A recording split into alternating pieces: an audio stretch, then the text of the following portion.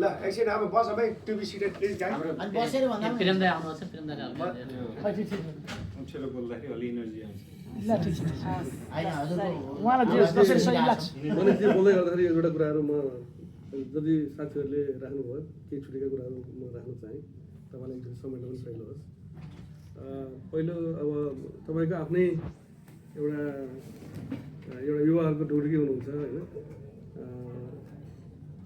राजसभाको एउटा सङ्गठन निर्माणमा तपाईँले एउटा विशेष भूमिका नि खेल्नु भएको छ हामीले त अब तपाईँलाई सञ्चार मन्त्रीको रूपमा हेर्न चाहेको थियौँ तपाईँको इच्छा पनि थियो त्यो सफल भएन अहिले केन्द्रीय सदस्यमा त राम्रो भारी बल जित्नुभयो महासचिवमा तपाईँको चाहिँ अलिकति किनारा लगाएको कुराहरू बाहिर गाइँदै आइरहेको छ पोलिटिकल तपाईँको आफ्नो एउटा करियरमा यो कुराहरू एउटा राख्न चाहेँ दोस्रो कुरा अब यो राजसभा चुनावमा जाँदै गर्दाखेरि यिनीहरूले एउटा डायस्पोरा बोन्ड भनेर एउटा राम्रो कन्सेप्ट पनि लिएर आएको थियो अहिले सरकारको पनि नीति छ र त्यो सँगसँगै हरेक गैर आवासीयले यो नागरिकताको चाहिँ डायस्पोरा भएका गैर आवासीयहरूलाई अटोमेटिक त्यो निरन्तरता दिने एउटा कुराहरू आएको थियो तपाईँहरूको 100 दिने नीतिमा त्यो परेको थियो अहिले यो 100मा त्यसले किन ठाउँ पाएन यो कुराहरू दुईवटा कुराहरू तपाईँले अलिकति एड्रेस गरिदिनु होला र अब तपाईँको करियर राजसभाको करियर तपाईँको के हो तपाईँ हतोत्साही हुनुभएको छ कि तपाईँ हतोत्साही हुनुभयो भने हामी पनि हतोत्साही बाहिर प्रवासमा बस्ने नेपालीहरू पनि हतोत्साही हुन्छ किन तपाईँ एउटा युवाहरूको ढुक्की हो र अर्को एउटा अलिकति प्रवासमा पनि अलिकति कल्चर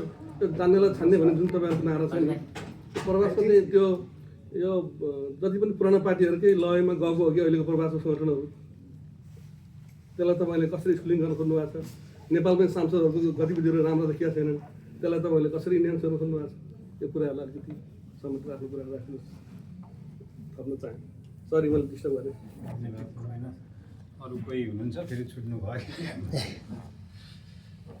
धन्यवाद सबैजनालाई नमस्कार प्रणाम तपाईँहरूले यति माया गरेर मेरो केही कुरा सुन्न चाहनुभयो त्यसप्रति कृतज्ञ छु दाइसँग काठमाडौँ एयरपोर्टमै भेट पाएको थियो उहाँले त्यहीँ डालसमा भेट हुन्छ हाम्रो भन्नुभएको थियो सो आइ एम थ्याङ्कफुल तपाईँहरू सबैप्रति र पोलिटिकल करियरमा लाग्दै गर्दा योभन्दा अगाडि जति जोखिमहरू योभन्दा अगाडि जति चुनौतीहरू पार गरेर यहाँसम्म आइयो नि त्यसको दाँजोमा अहिलेको आन्तरिक परिवारभित्रको जुन मत परिणाम आएको छ त्यो खासै केही पनि ठुलो कुरा होइन यदि यस्तै कुराहरूले हतोत्साहित हुन्थे भने त रासोपा यहाँसम्म पुग्दैन थियो होला त्यसैले योभन्दा ठुलो लडाइँ लडेका छौँ ठुलो जोखिम लिएको छौँ 2/3 सरकारको प्रधानमन्त्रीलाई पोखराको चौतारीबाट चुनौती दिनु योभन्दा ठुलो जोखिम थियो होला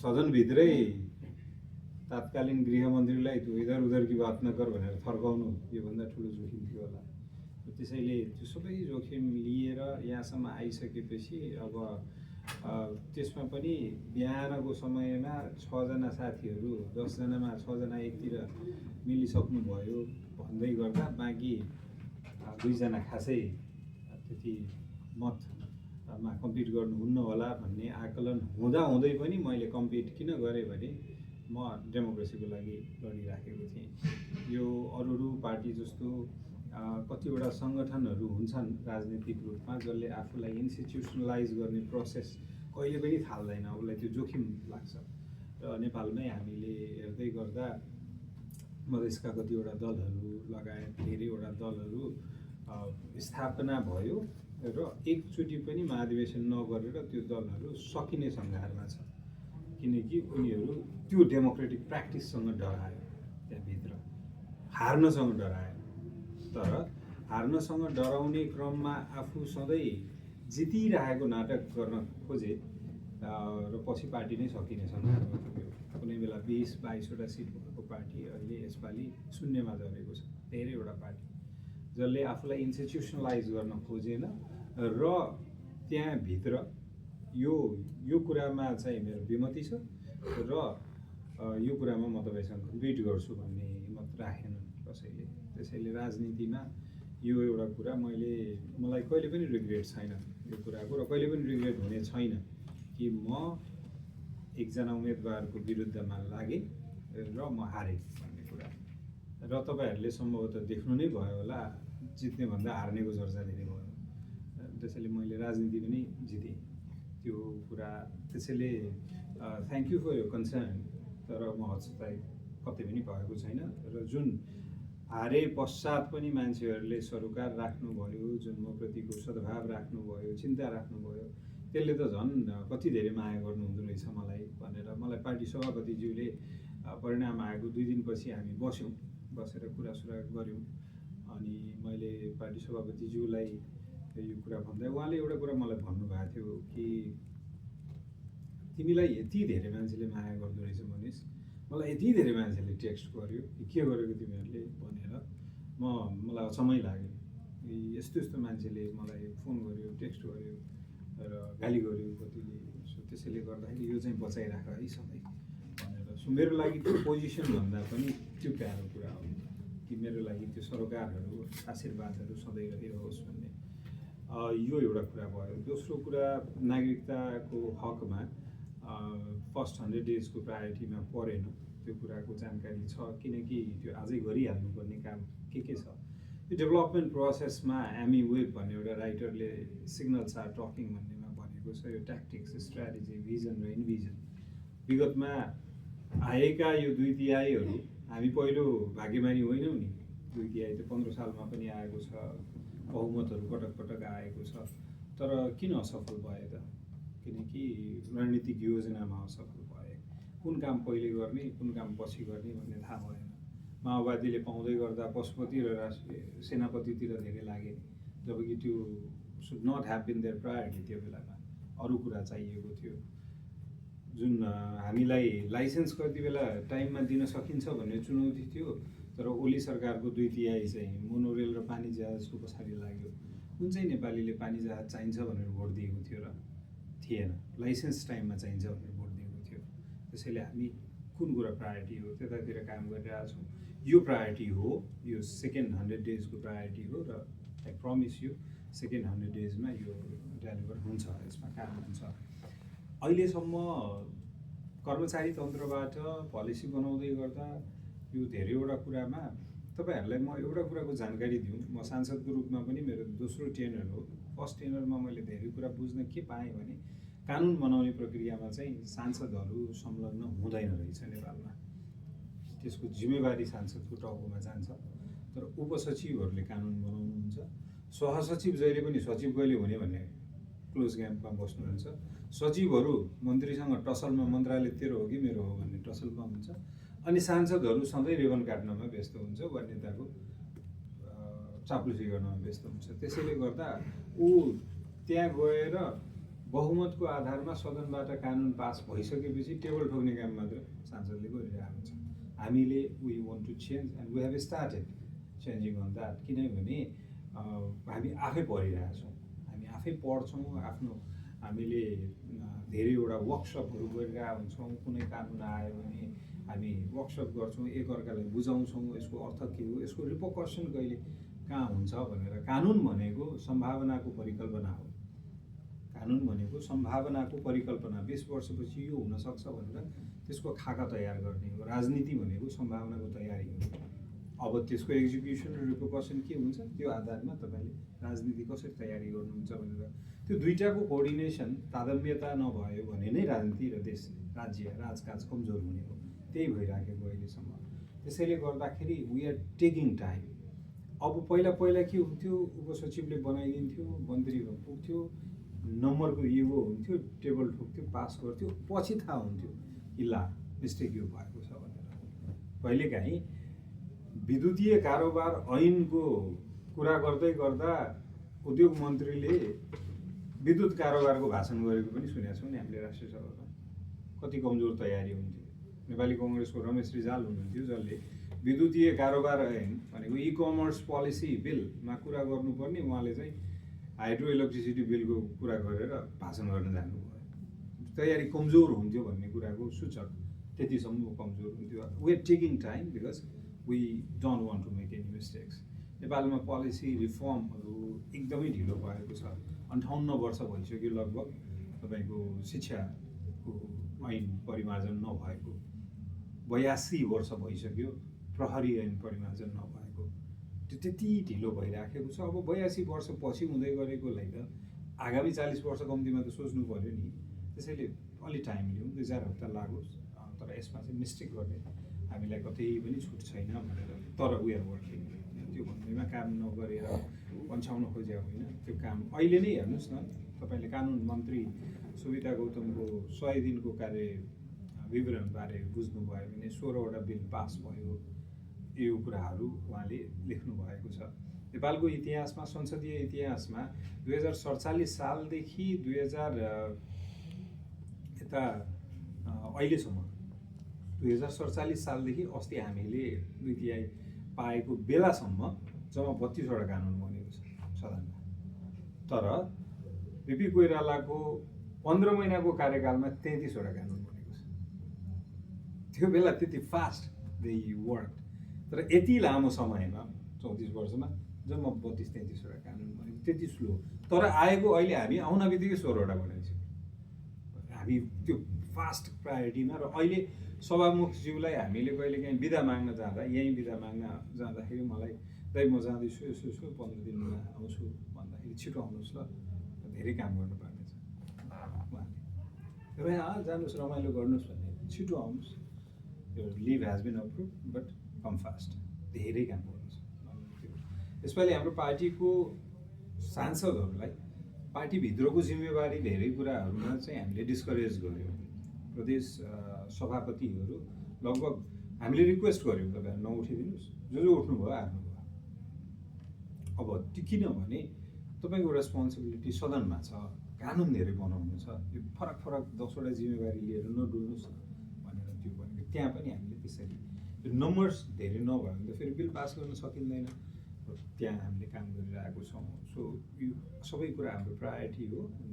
वी आर वर्किङ यो कुराहरूमा। गभर्मेन्टको कुराहरूमा हामी सुरु नै सुशासनबाट हो। सुशासन मैले भने नि, हामीलाई चाहिएको छ सुशासनको, तर हामी पानी जहाज र मोनोरेल बेचेर समय व्यतीत मात्र गऱ्यौँ पहिला। तर समयमा अहिले तपाईँले मलाई आई फेल होइन, त्यो कतिजनाले मलाई जज नगर्नु होला यो कुरामा, तर बबरमल बस्छु, बबरमलबाट सिंहदरबारतिर जाँदै गर्दा बिहान त्यो बबरमल बिजुली बजार पुलतिर, बबरमलतिर, माइती घरतिर मान्छेहरूको त्यो रस देख्छु नि बिहान होइन। They are running, they are like in rush to reach out to their office. हतारमा मलाई बडो आनन्द लाग्छ त्यो हतार देखेर होइन। अब मान्छे चाहिँ दे नो होइन, they need to work hard, office टाइममा पुग्नु छ, हतारो छ, त्यो कुराहरू त्यो मान्छेमा त्यो देखिन थालेछ। पहिला त रिल्याक्स भयो होइन, केही भन्यो भने दाइलाई भनिदिन्छु, धेरै गाली गऱ्यो भने भाउजूलाई भनिदिन्छु, त्योभन्दा धेरै गाली गऱ्यो भने बा हुनुहुन्छ। अहिले त्यो हुँदैन।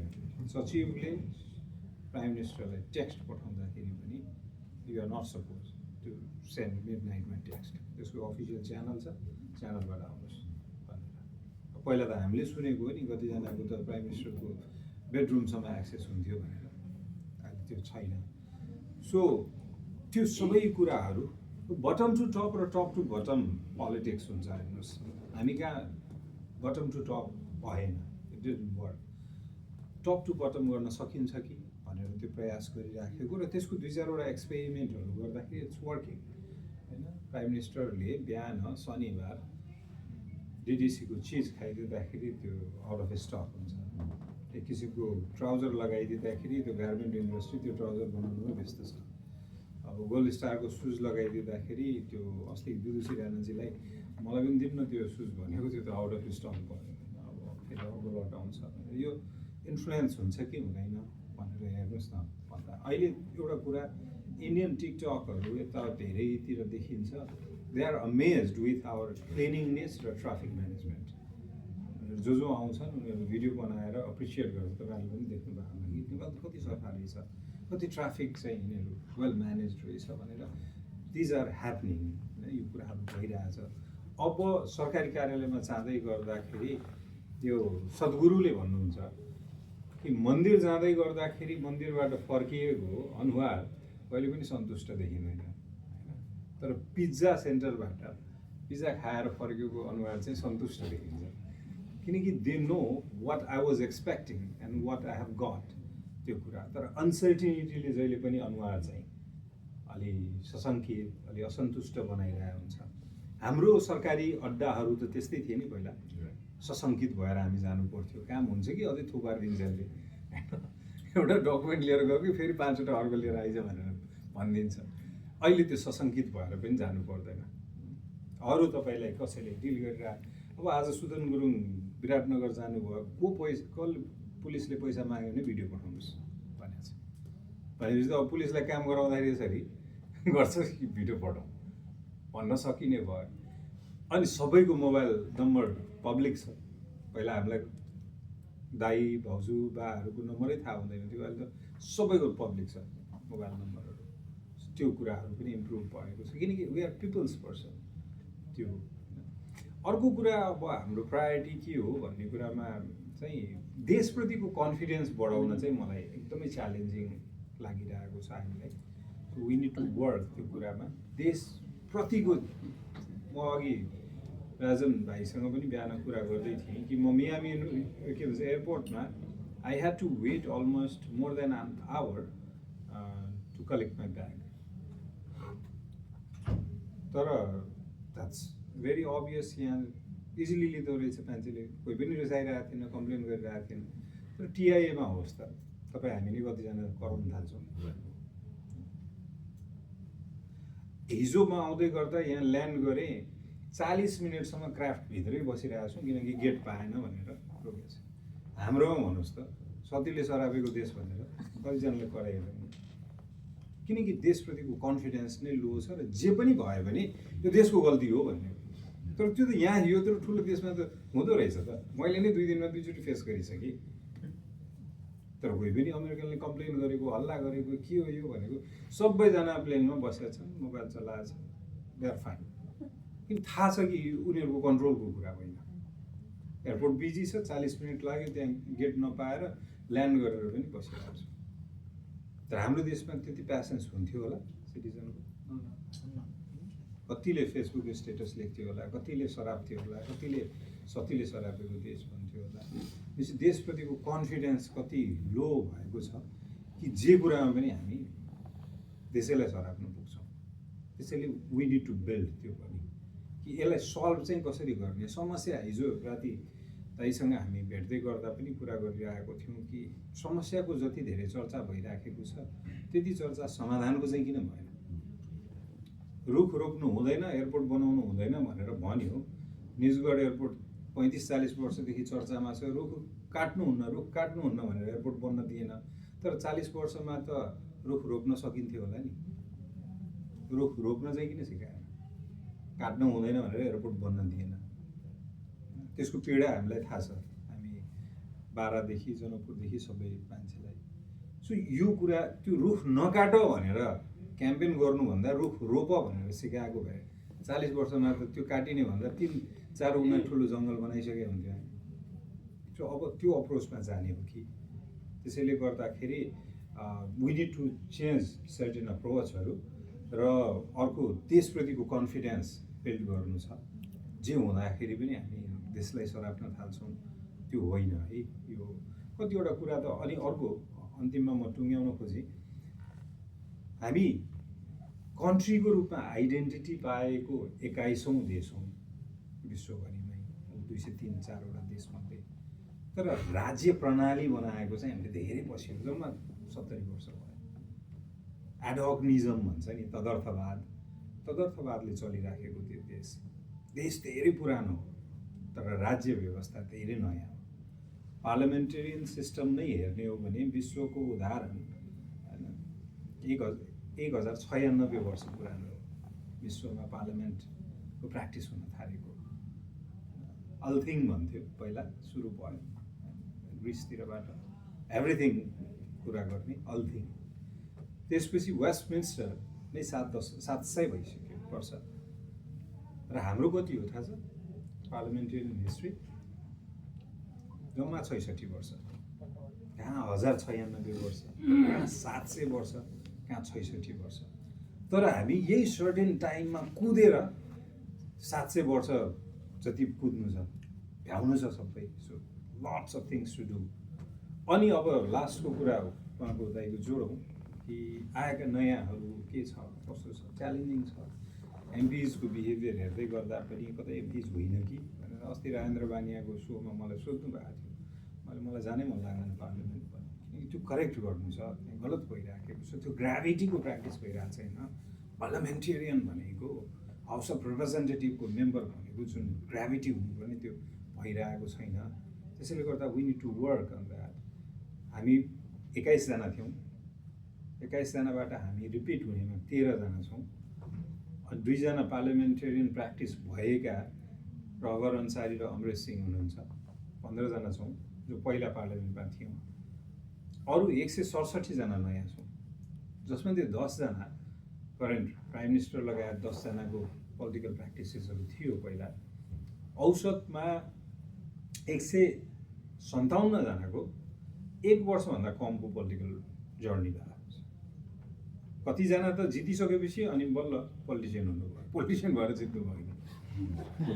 कतिजना त जितिसक्नु भयो, पोलिटिसियन हुनै बाँकी छ। त्यस्तो छ। That is our internal challenge पनि छ। त्यसमा अब हामी फर्स्ट ब्याचहरूलाई अलिक छ होइन, हामी वी आर मोर कन्सर्न र त्यसमा वी आर वर्किङ। तर त्यो च्यालेन्ज छ त्यहाँ। अनि वी आर कन्सर्न, फेरि त्यो हामीले अभोइड पनि गरिरहेको छैनौँ। त्यसको लागि अस्ति भर्खर रवि दाइ आफै बसेर एउटा पल्स एप बनाउनु भएको छ, जहाँ चाहिँ सबै एक्टिभिटिज ट्र्याक गर्ने, त्यसको रिपोर्टिङ गर्ने, त्यसको आधारमा next time whether you will get ticket or not भन्ने कुरा समेत त्यो परिवर्तन त कि त डर हुनु पऱ्यो कि त इन्सेन्टिभ हुनु पऱ्यो। सो डर पनि क्रिएट गर्ने, incentive they have already received. So त्योमा चाहिँ वी आर वर्किङ। अनि त्यहाँ काम गरिरहेको छौँ। एउटा कुरा के हो भने we know this is very big opportunity र विगतमा पनि यस्तो अपर्च्युनिटी धेरैले पाउनु भएको थियो तर फेल हुनुभयो। नत्र हामी राजनीतिमा हुनै पर्दैन थियो होला। हामी फेरि अरू केही पनि नपाएर गर्न नआएर अनि राजनीतिमा आएको पनि होइन। म चुनाव ताका पत्रकारहरूले जितेपछि के गर्नुहुन्छ भनेर सोध्नुहुन्थ्यो। मैले तपाईँहरू हारेपछि के गर्नुहुन्छ चाहिँ किन सोध्नुहुन्न? कसैले पनि सोध्नुहुन्न नि त, हारेपछि के गर्नुहुन्छ भने। Do you have any alternate? हारेपछि चाहिँ के भन्नुहुन्छ तपाईँ? मलाई थाहा छ म के गर्छु हारेपछि। म पार्टीको काम गरेर बस्छु, सङ्गठन बनाएर बस्छु, त्यो सबै गरेर बस्छु। त्यसैले गर्दाखेरि अनसर्टिनिटी र एक्सिडेन्टको थ्रेड त्यहाँ हुन्छ जहाँ चाहिँ यो परिणामपछि म के गर्छु भन्ने कुरा थाहा हुँदैन। सो यहाँ चाहिँ युटर्न आउँछ भनेर हामी ड्राइभ गरिरहेको, तर युटर्न नआयो भने के गर्ने भनेर कन्फ्युजन जसको करियरमा हुन्छ त्यहाँ रिस्क हुन्छ। We are not confuse. हामीलाई यो गरेपछि के गर्ने, मन्त्री भएपछि के गर्ने, नभएपछि के गर्ने। मन्त्री मलाई चाहिँ कस्तो लाग्छ भने नि, यो भनेर म साँच्चै ठुङ्ग्यौँ, मन्त्री नहुँदाखेरि जति पोलिटिक्स इन्जोय गर्न पाइन्छ नि, मन्त्री भएको म आउनै पाउँदैन थिएँ नि यहाँ। तपाईँहरूसँग भेट गर्नै पाउँदैन थिएँ। सो त्यो कहिले पनि नहुने, कहिले पनि बन्दिनँ भने पनि होइन, हुन्छु म धेरै चाँडै। त्यसैले I am confident on that. र त्यो कुरामा तर नहुँदाखेरि मलाई सागर ढकाल योभन्दा अगाडि, सांसद हुनुभन्दा अगाडि म सांसद थिएँ। ऊ शेरबहादुर देउबासँग डिफेक्ट भएपछि एक दिन भेट भयो। के कहाँ छु सागर, के गर्दैछौ भनेको, दाइ म अफ्रिकामा बच्चाहरूलाई पढाइरहेको छु, अहिले छुट्टीमा आएको। ए ओके, इन्ट्रेस्टिङ। सो के कुराले तिमीलाई त्यहाँ पुर्यायो अफ्रिकामा बच्चाहरूलाई पढाउनलाई भन्दा म त्यो काम गरिरहेको छु दाइ, जुन काम चाहिँ म जितेको भए गर्न पाउँदैन थिएँ। कति पोजिटिभ माइन्डसेट। म जितेको भए जे काम गर्न पाउँदैन थिएँ त्यो कामहरू अहिले गर्दैछु, किनकि म अर्को पटक जित्छु। त्यसपछि यो काम गर्न भ्याउँदिनँ। त्यसैले म अहिले त्यो कामहरू गर्दैछु भनेर कस्तो पोजिटिभ वेमा साँच्चीकै पनि जित्यो अहिले रिजन पोलिटिक्स। सो त्यसैले हामी त्यो अनुसारले अलिक पोजिटिभ, अलिक लाइट वेमा सोचिरहेका छौँ। हारे भने संसारै डुब्छ भनेर राजनीति गर्ने पुरातनवादी राजनीतिबाट हामी बाहिर आइसक्यौँ। हामी जित्यो भने के गर्ने, हार्यो भने के गर्ने। तपाईँले सम्भवतः कुनै पोलिटिसियन देख्नु भएको थिएन होला जो चाहिँ आफू जोसँग हारेको छु उसैको हात समातेर उसले जित्यो अनि हामी ह्याप्पी भनेर भन्ने। त्यो गरेर आएँ हामी। मैले बिमले निधिजीलाई हराएको भोलिपल्ट गएर मलाई ढोगेँ।